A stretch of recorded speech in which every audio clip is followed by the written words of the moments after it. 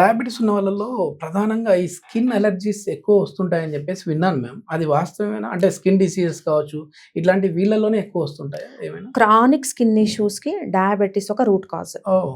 Why skin issues అంటే అర్థం bacterial infections or viral infections. Okay. అది foreign organism or foreign particle. Glucose అంటే sugar అంటే glucose, excess sugar దానికి food. So తగ్గినా కానీ మళ్ళీ రిపీట్ అవుతుంటాయి. Okay. So that is the reason diabetic పర్సన్స్లో స్కిన్ ఇష్యూస్ కానీ ఏమైనా గాయాలైతే తొందరగా మానవు.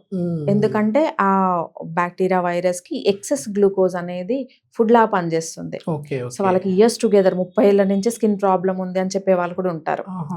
సో అందుకే డయాబెటీస్ని ఫస్ట్ స్కిన్ ప్రాబ్లంతో వచ్చిన డయాబెటిక్ పర్సన్కి షుగర్ లెవెల్స్ని రూట్ కాజ్ అయిన బ్లడ్ గ్లూకోజ్ లెవెల్స్నే కరెక్ట్ చేస్తాం. మీ దగ్గరికి ఎవరైనా స్కిన్ ప్రాబ్లం అని వచ్చిన వాళ్ళకి డయాబెటిస్ చెక్ చేస్తే డయాబెటిస్ బయటపడిందా? కొంతమందిలో అంటే ముందు మాకు తెలియదండి, ఇక్కడ స్కిన్ ప్రాబ్లం వచ్చిన తర్వాత వచ్చింది అంటున్నారు. మోర్ దెన్ 5 years నుంచి స్కిన్ ప్రాబ్లం ఉంది, మెడిసిన్ వాడితే తగ్గుతుంది మళ్ళీ వస్తుంది అన్నప్పుడు ఒకసారి ర్యాండమ్ షుగర్ లెవెల్ చెక్ చేస్తాం. ఓకే. అబౌ 200 ఉంది అంటే డెఫినెట్ గా షుగర్ అబ్స్ట్రకిల్ అవుతుంది వీళ్ళకు. ఎక్సెస్ గ్లూకోజ్ వల్లనే ఈ షుగర్ అనే స్కిన్ రిపీటెడ్ గా అవుతుంది అనేది కన్క్లూజన్ కి వస్తాం. స్కిన్ కి సంబంధించి హోమియోపతి ది బెస్ట్ అని చెప్పేసి చాలా మంది చెప్తూ ఉంటారు మ్యామ్.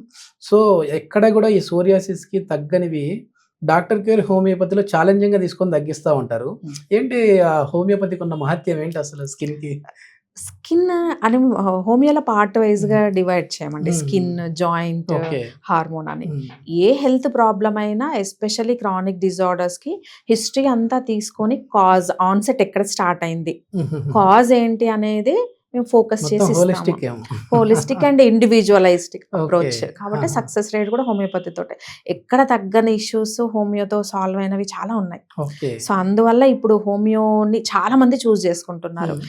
స్కిన్ డిసీజ్ కి, సోరియాసిస్ కి అంటే ఏమైనా మనం తెలుసుకోవచ్చా మ్యామ్? అంటే ఇది నార్మలే కదా, ఏదో హిచ్చింగ్ వచ్చేసింది, లైట్ తీసుకున్నాను, తర్వాత అది కొంచెం మరీ ఎక్కువ దురద ఎక్కువ అయిపోవడం, పెద్దగా అయిపోవడం, ఇట్లాంటివి ఏమన్నా అంటే ఏమైనా లక్షణాలు కనపడతాయా సోరియాసిస్? సోరియాటిక్ ప్యాచ్ చూడగానే ఐడెంటిఫై చేయొచ్చు. అంటే dark red or dark colour లో ప్యాచ్ ఉంటుంది, దానిపైన మైనం లాగా అంటారు, అంటే సిల్వరీ ఫిష్ స్కేల్ పులుసుల్లాగా ఉండి స్కేల్స్ లాగా స్క్రాచ్ చేసినప్పుడు పొట్టు రాలుతుంది.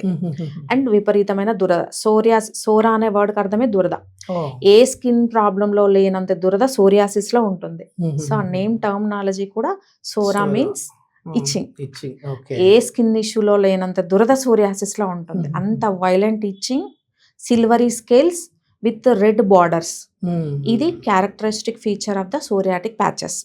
మిగతా ఏ డిసీజ్ లో ఇంత క్లినికల్ గా ఉండవు. మీరన్నా ఎగ్జిమా కావచ్చు, లేకపోతే అంటే అదర్ స్కిన్ ఇష్యూస్ లో చాలా దగ్గరగా ఉండొచ్చు, బట్ ఇంత గన్ షాట్ గా ఉండదు. ఓకే. ఇప్పుడు అండర్ ఆర్మ్స్ లో బ్లాక్నెస్ లాగా వస్తుంటది కదా మ్యామ్. సో దీనికి ఏవేవో క్రీమ్స్ వాడుతూ ఉంటారు. లేదు అని అంటే ఇక్కడ కంటి కింద నల్ల మచ్చల్లాగా వస్తూ ఉంటాయి. వీటికి ఏదో తెలియకుండా వెళ్ళిపోయి మెడికల్ స్టోర్ లో తీసుకొని వాడుతూ ఉంటారు. అట్లా కాకుండా హోమియోపతికి వచ్చారంటే దీనికి బెస్ట్ మెడిసిన్స్ ఉన్నాయా? అంటే కంటి కింద నల్ల మచ్చలకు కావచ్చు, లేదంటే అండర్ ఆర్మ్స్ కావచ్చు. ఇది ఒక క్లినికల్ కండిషన్, జస్ట్ ఊరికే రాదు.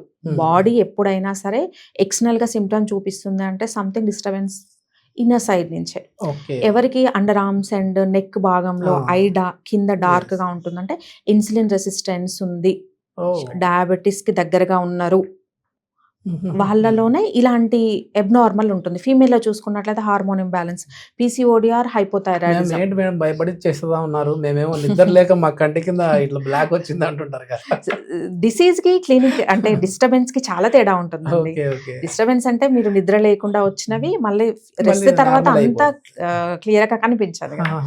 సో మీరు అన్నది డార్క్ ప్యాచ్ కాబట్టి అంత క్లినికల్ గా కూడా మా దగ్గరికి వస్తుంటారు కాబట్టి అబ్జర్వ్ చేయడం జరుగుతుంది. దీర్ఘకాలికంగా ఉన్న వాళ్ళైతే ఖచ్చితంగా డయాబెటిస్ టెస్ట్ చేయించుకోవాలి.